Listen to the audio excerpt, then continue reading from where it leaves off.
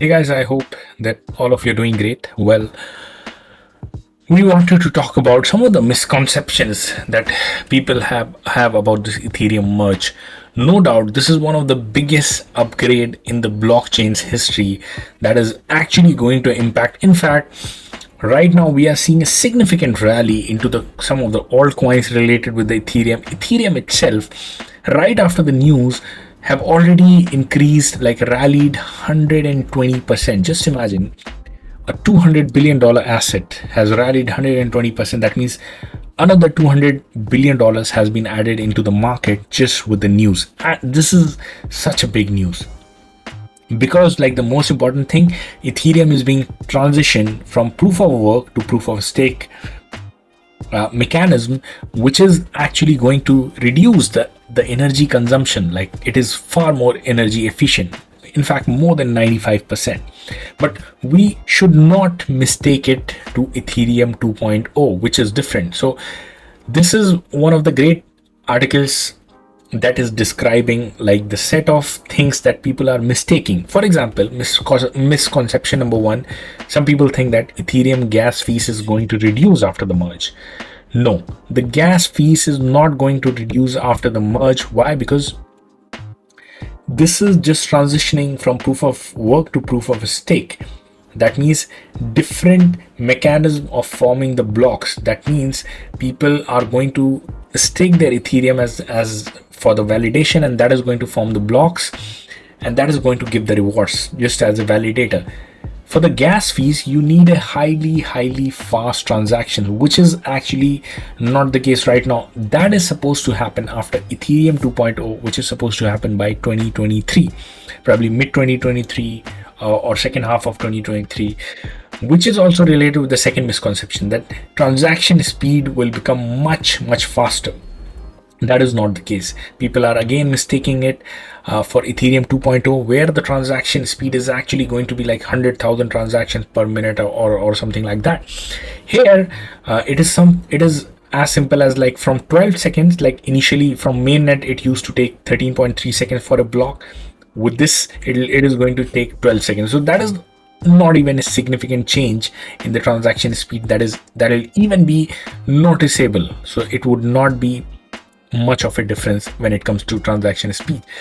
Now, some of the people also think when the merge will be happening on September 15, probably Ethereum blockchain will be down for a while. Why? Because the merge is happening, and then the moment it is live, that's when everything is going to happen. No, it will be an immediate sort of a thing. So the process or the any of the transactions or any of the processing around will not be impacted.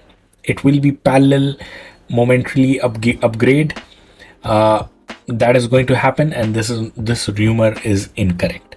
Now, misconception number four: that investors will be able to withdraw their stake ETH. Why this is important? Because a lot of people are thinking the moment the news will be out, investors will be able to withdraw their stake ETH. That means once they withdraw their stake ETH, they are going to dump it onto the market. Obviously, I mean, once after the withdrawal, once the release happens after the staking, a lot of people sell it at a profitable price. But this is not going to happen, guys. The staked ETH will not be released yet.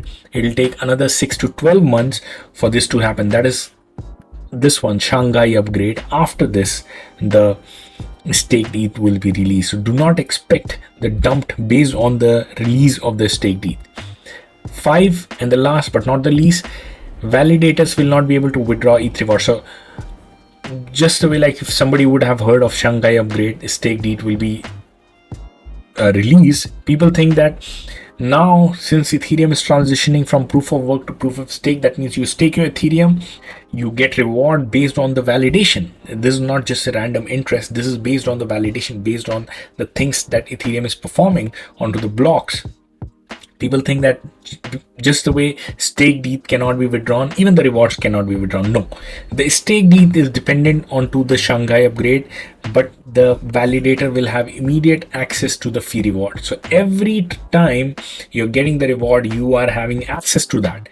So that is one of the biggest big catalysts that will be for the people to actually, I mean, that is why probably some of the institutions are buying Ethereum at these prices, so that they can eventually stake. And I personally believe after the launch as well, a lot of institutions are going to get into the Ethereum so that eventually they can have a big bag of Ethereum and they can stake it and they consistently earn the reward, not based on the interest based yield, but based on the mechanism itself. Any blocks formed in the future, because the complete mechanism is being shifted from proof of work to proof of stake. Energy efficient, after this transition, 95% energy efficient, and deflationary asset. Ethereum is going to become a deflationary asset. That means 90% reduction into the amount of Ethereum that is going to release every single year. 90% reduction. Just try to think this way. Let's say there is a car which is highly in demand, and there is only production of probably, let's say, 1,000 of those cars, right, around the world. But demand keeps on increasing or keeps on same every year. The price keeps on increasing little bit, right?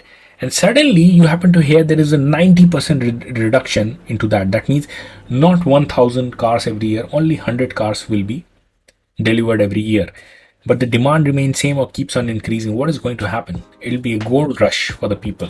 So similarly, ETH becomes deflationary asset, since with the EIP 1559 upgrade, Ethereum is burning at the same time.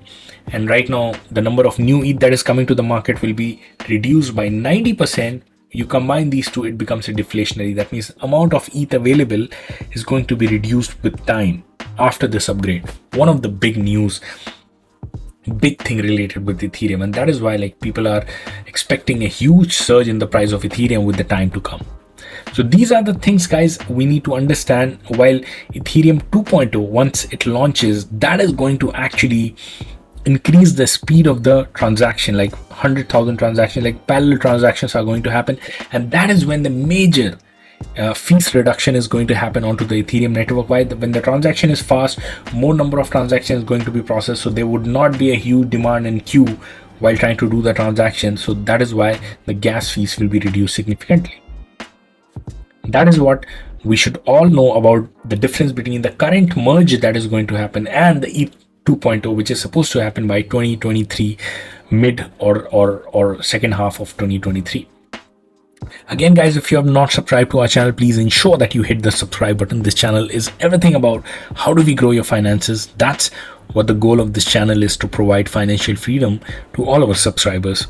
If you believe we deserve more subscribers, kindly share the video, smash the like button, comment down below for what do you feel about the merge. What do you feel about ETH 2.0? But definitely the 15th September must talk about merge. Your thoughts on this, I would like to read on that. So I'll see all of you guys in the next video. Till then, I'll see. Bye bye.